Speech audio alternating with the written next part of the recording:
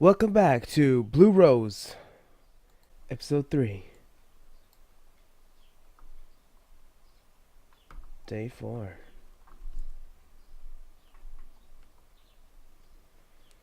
The next morning, I dressed in my own clothes and strapped my sword to my side. Tobias had prepared food for me in the kitchen. As always, he placed the plates on the table. As I entered and then leaves the room without a word, the usual steaming cup of tea there as well. This time I remembered to drink all as instructed by Aaron. Then I head out again, still helped along by the clutch, and instead of going straight to the village, I go back between the trees towards the small lake that I had found. The forest, a peaceful place and silent. I sit down with my back towards the large tree, facing the lake before my eyes. The sword is placed on the ground in front of me, still in its sheath. And then, with a deep breath, I begin my meditation. It has been days since I last did this. I can feel my entire body had already fallen drastically out of shape, but it doesn't take much before I fall down to my old familiar rhythm. I can almost instantly feel the energies flowing around me in the forest, the slow movement of the water in the lake. This place is different. It's hard to say, but it feels more alive. I find myself mumbling this out loud, but it really is surprising how the nature energies here feel more tangible, more dramatic. This is a place of great spiritual power. Do the villagers know of this, I wonder? Normally the average human being wouldn't be able to sense these things, so probably not. Then I suddenly feel a change in the air around me and presence moving so close behind me. Without a moment's hesitation, my hand grabs the handle of the sword, draws it to a wide arc. While I push myself to turn around, the edge of the sword stops midair, right before striking the neck of a person I had never seen before. But the stranger doesn't move a muscle. I feel myself involuntarily freeze for a moment as the eyes met his, this close. Those eyes, there's something unsettling about the way they stared directly back into mine. I quickly bit my lip and regained my senses. All this happened in the course of a few seconds. Move and you're dead. So you noticed. The sound of his voice succeeded in making me farther, calm and cold, narrow my eyes. Who are you? What are you trying to do? Sneak up on me like that? The stranger draws back slightly from my sword, while keeping his eyes on me. He doesn't seem to be the least bit intimidated, as if what I do with my sword doesn't really matter to him. What surprise? You're still here. I was surprised you were still here. What? I was not expecting to see you here, so I watched, trying to figure you out. Wait, what do you mean, still here? I was sure you would have been dead by now, so when I saw you here, I was truly surprised. And today, you came back again. I don't believe my ears, and I stare back at the stranger. This person has been following me? Why would you think I'd be dead? Huh? The dragon, of course. What else? You saw it happen? My eyes widened in surprise. I had never heard Tobias mention anything about the attack, other than him finding me unconscious on the ground. I almost forgot to keep my guard up. Yeah. Then the others, what happened to the rest? I gripped the handle of the sword even tighter, and the tone of my voice involuntarily rise as I feel the heart beating faster. The rest? He turned his head slowly and looked away, as if deeply about the question. I'm not sure I'm convinced I was convinced that no human survived, so I simply left. But since you are here, it seems I was wrong. I am impressed. So you didn't see anything after all. I feel my heart sink. I keep a step back, but still hold up my sword to keep the stranger away.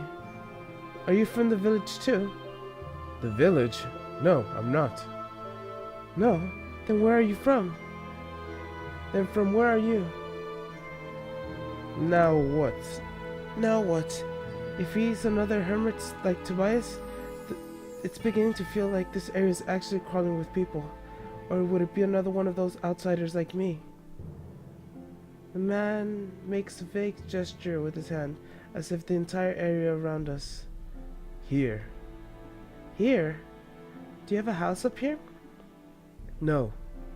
The village, the forest, the mountains. This is where I live. So he's saying he lives down here after all. What do you... There's a strong wind carrying leaves through the air. Between him and me, the soft rustle sound. The stranger turns his head with narrow his eyes. Watch out! I swing around the sound of his voice, and I barely see the shadow shooting towards me, high speeds from the bushes. Using my power of my own movement, I swing my sword upwards to the guard against it, but instantly I feel sharp pain shooting through my side. I break down my lower guard, resulting in the attack crashing hard against my hand holding the sword handle. I fall down on one knee, still grasping the sword tightly, even when it's almost knocked out of my hand. The thing stumbles back from the impact. I catch a glimpse of it as I look up. My wound is still pounding, and my rash stunned earlier, but I can't keep my guard down.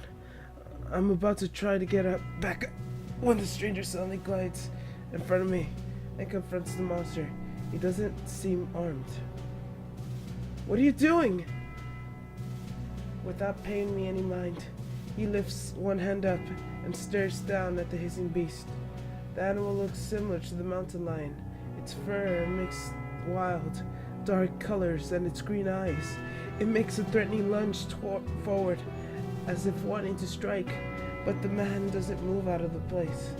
With another defiant hiss, the creature turns around and disappears into the forest. I stare and wonder if the scene in front of me. Using the sword as support, I get back to my feet, the clutch lying on the ground, just out of reach. You should be careful in this area. There's much should be obvious to you. The man turns around and looks at me again. I had it under control. If you had a problem, then don't interfere. He cast the glass in the direction of a creature had fled. That one seemed to hold a grudge. I wonder why. A grudge? It was a mother.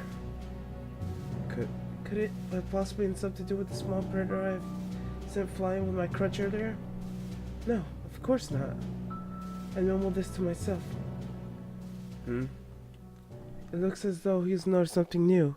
I too look around, trying to figure out what he spotted. Then suddenly he turns around and heads towards the trees. Hey, wait! But he doesn't stop. He disappears out of sight almost as quick as he came.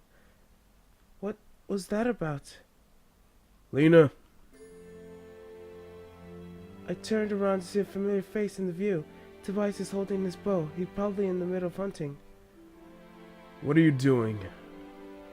He walks over and picks up my clutch without waiting for an answer, and he hands it to me. I feel my anger rising in the fact I couldn't get back in time to pick up before he appeared. What does it matter to you what I'm doing? You're still hurt. You shouldn't be up here. There's monsters, you know. Yes, I know. I can take care of myself. Oh? I take one more look around the traces of the stranger, but he doesn't seem to be anywhere anymore. I don't feel any traces of his presence. Forget it. I'm done here. I'm heading to the town. Do what you want. I still have things to do. Wait, what? How's he just letting us into the town? Alright. Without wasting any more time on talking to Tobias, I lean up against the crutch and begin my trek down the hillside. The village is peaceful, and it was just as I left it. People are taking care of the daily chores in the main streets, while others are working on finishing the roof of one of the newest buildings. Somehow this place stands in complete contrast to the slight forest where I had a stranger encounter with the man. I stop and press my hands against my right side. The pain is still there, stronger than it was this morning when I had left the cottage. I can feel the bandages underneath my shirt, and I'm worried, and I might have caused some unnecessary damage during the fight. I should have been more careful. I need to get stronger. I have to get my strength back. Hey! Caught by my own thoughts, I jumped as the sound of Gavin's voice calling out to me. So you came back. You still don't look well, though. I straightened up. It's nothing. Gavin looked down on and eyes and my sword at my side, an unreadable look on his face for just a short moment. Then he smiles again. Oh, that's quite a large knife for a pretty woman to be carrying around. You think so? Whoa, you sound friendly today. Sorry, I just have a lot on my mind. Well, I can imagine that. I sighed and take a look around. It almost feels like time stands still here, as the little town is cut off from the rest of the world. A kind of peaceful atmosphere doesn't sit well with me. I feel restless, just standing here, with no apparent goal or schedule ahead of me. I'm a person who likes to take action, one would say. You look preoccupied, so I just gonna leave it to you. If you need anything here, don't hesitate to call. So, where to go?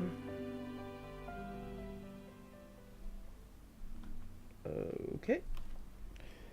Talk to Galvin or enter the forest. I'm gonna enter the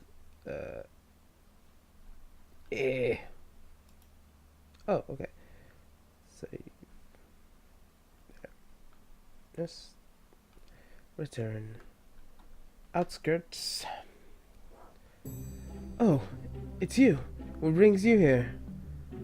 I would like to ask the same to you. Well, to be honest, I'm trying to avoid work.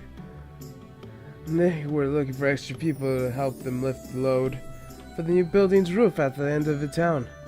I'm not sure what the building is going to be used for yet. I see. Hey, don't give me that look. It's not like I planned to do nothing. I looked down and frowned at the sight of the sword by his side. I instantly noticed that this isn't any plain old sword. He held a black sheath with a simple but eye-catching decorations. In silver and gold, it's nothing like what Tobias carries around with him. Gavin notices my stare. Are you surprised? He smirks. No, I don't know how to answer his question, to be honest. I haven't been given much thought to what kind of person Gavin really is. Actually, I was planning to train. Been a while since I had to use my sword, but seeing you must have inspired me in some way. Maybe you want to join?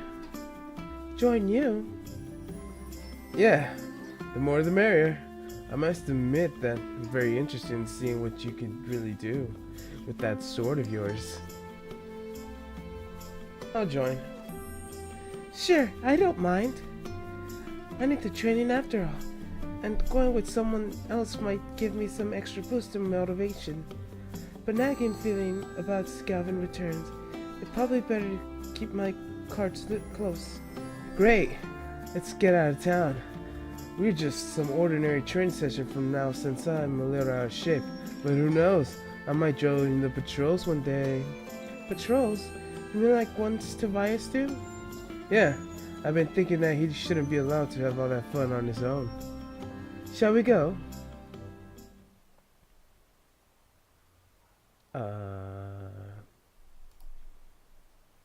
Save, save, save. Every single time. Return. Let's talk to Eddie. I'm surprised though. I always imagine knights wearing armor, but you don't seem to have any. What is that? Aaron seems to be asking odd questions like this one, seemingly fascinated by the fact that I'm a Templar. And not that surprising really, as most people would live in their whole lives without ever seeing a Templar, much less speak to one. I still feel kind of awkward about the attention though. It's kind of admiration would have fit someone like Simon much better. He is more real Templar than I. We do have armor, but we only wear it when deemed necessary. It's a long trek though. The mountains well, I didn't seem practical at the time. No one expected a dragon to be dropping from the sky. I like this better anyways. It's easier to move in a uniform. Flying in armor is something else. Still, it's a bit of a shame. I would have loved to see what it looks like. What's your full name? I don't get to open my mouth before she shoots out another question. My name is Lena F. Erefelt. Lena Erefelt.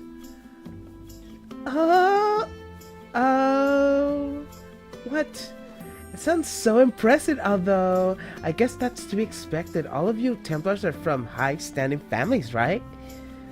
As usual, like that, but I'm a bit of a special case. I'm actually an orphan. An orphan? Yes, a soldier found me in the woods and brought me back to the castle. One of the knights there decided to keep me on the grounds and later raised me as a soldier. Then, where does your name come from? Was it the soldier's name? No, I don't know the soldier who found me. It's not my caretaker's name either. My name actually comes from the name of the forest where I was found. It's called Ep.3 Woods among locals. The forest? The forest has a name like that? Well, the stories behind it, the forest is called that. Tell me, I'd love to hear. Well, it's a local tale of the area of a noble knight called Erefelt, who once fought in the war for his lord. One day, he went to the forest alone and met a druid, the spirit of the forest, with whom he fell in love. The dryad was crying when he asked why. She explained that she couldn't take all the blood that had been shed in the forest, and that she was making her sick. Very soon, she and her forest would die. Hearing that, Erefelt returned to his lord. Outside of the forest, he knew the lord was planning to enter the forest and ambush a band of enemy soldiers. When the lord and the soldiers approached, the knight turned on his own people to stop them from spilling more blood on Dryad's forest. He fell into an ensuing battle, taking out all of his opponents with him. His spirit then returned to his beloved Dryad. It was said that the forest grew even more lush and green after that, and that's why it's called the name after him. That's quite a story. How sad for him. Although, I really like the thought for you being named after him. You've got something to live up to. Really? I'm not much for fairy tales, to be honest, and I guess they just need to call me something. Besides, he turned against his own people. Just like that, it doesn't sound very noble or impressive to me. Whatever you say, I still find it very romantic. And it is. Oh, come on. Just for today. Forget it. Forget it. Come on. I'd love to have dinner with such a beautiful girl as yourself. You really thought that would work? You're not getting any free food. That's what you get for being lazy and hiding wherever there's work to be done. Well, guess I can't complain about that. I just entered the inn. I see Galvin bugging Erin, who is working behind the counter. She is preparing a tray and strolls away from disappointing Galvin to serve a guest. As she passes me, she sends me a smile, as if she had been friends for ages. Hi, Lena. Feel free to take a seat. I'll give you a discount. Huh? Then why can't I get one? We're friends. No, we're not. Alina isn't being lazy, she's wounded. Erin points her nose Erin points her nose in the air at Galvin's complaint and enters the kitchen. She's tough. Then don't skip work. That's easy for you to say. It's not like I don't have any other things to do. Erin returns to the plates and facing prepared dinner. Wow. I look good. Here you go, today's special. I'm sure you'll love it. Who makes all this food? My sister and I. Well, mostly my sister. I'll introduce you to her one day. She'll be happy to see how her herbs have helped you along. Thank you, it looks good. Of course it does. Erin smiles and she turns around and sends Galvin a scowl before heading back to the kitchen. Are you two not getting along? We're fine. Whatever. Never mind, guess I'll have to give Finn and pay for my meal today. Left my eyebrow in disbelief, wondering just how often he manages to escape paying for his food here. Here, take it. I shove my plate across the table towards Galvin. Tobias has probably prepared something simple at home that I can share, so I don't think I need extra meal. Seriously? You don't have to do that. It's okay, I don't need it. You really know when to help a man in need. Apparently his biggest problem right now is trying to find a free meal. I sigh and leave him to it. It's getting late. I decide to return to the cottage. When I enter, I immediately notice Tobias. He seems he had just returned too. Back from hunting so late? No. Today was just regular patrol. Patrol? Yeah, I patrol the areas around the town to make sure the people are safe from monsters.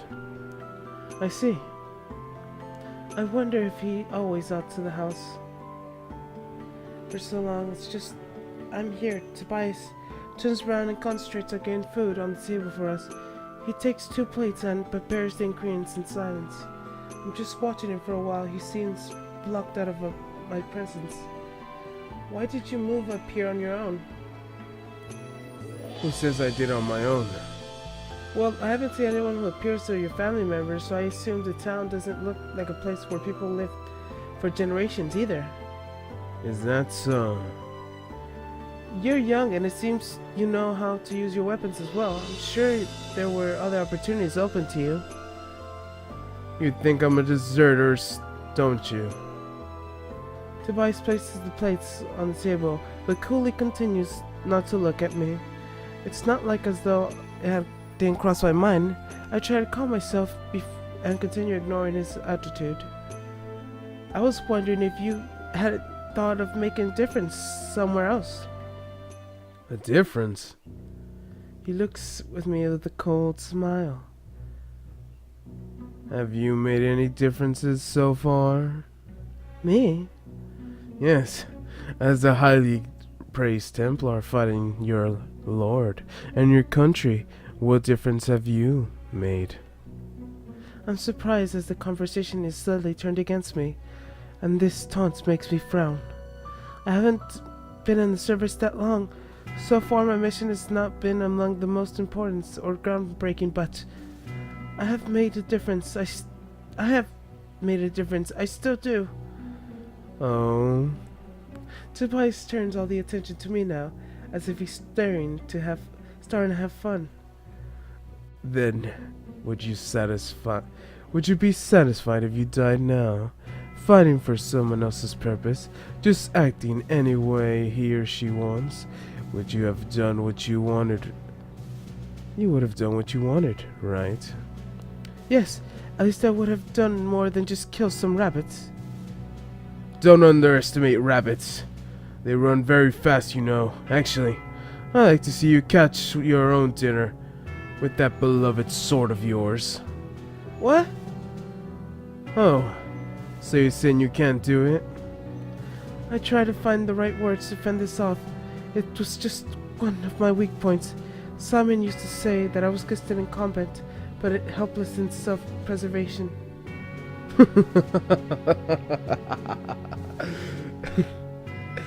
I see. Well, if there is one thing you can't do, it's lie. How amusing. I could feel my ears turn red as he laughs at me. How dare he turn this conversation around like this? Don't underestimate me! I won't. He turns back towards the table with satisfaction. This, he just grates his nerves even more. Besides, what kind of question would that be about dying happy? I am still fighting for a purpose. There's still enough reasons for me to keep going. A goal like that is not just achieved in one day. I am most surprised as he immediately faces me again, this time with a more serious expression. You're right. I bet you haven't really found your goal yet. What? You talk all high and mighty about fighting for what you believe in, but you're just fighting for what others tell you is important. In reality, I'm sure you never even stop to think whether you agree or not. That's not true. You're not being honest with yourself, and yet you tell others that they should believe in. That's why I dislike pretentious people like you, Templars.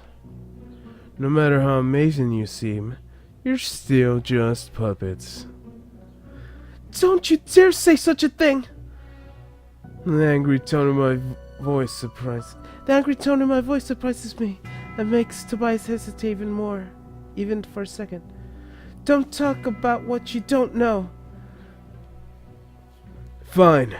Maybe you shouldn't either. Tobias takes the plate and leaves the cottage. I stay behind, trembling slightly after the sudden urge of anger that came over me. That idiot! I whisper the words as I stand there unmoved. My home, my friends, how dare he talk about these things like that? The cottage is silent. The food Tobias left for me is still on the table, but somehow my appetite is gone. I look out the window. In the warming sunlight, I see Tobias sitting in the hillside, staring at the horizon. His plate is on the ground beside him. Don't talk about things you don't know about, huh? The lingering feeling of defeat and anger nagged in my mind, making it impossible for me to relax. For the rest of the evening, I retreated in my room and closed to the door, staying there until sleep finally catched up with me. And that's the end of episode 3. Thank you, and see you next time.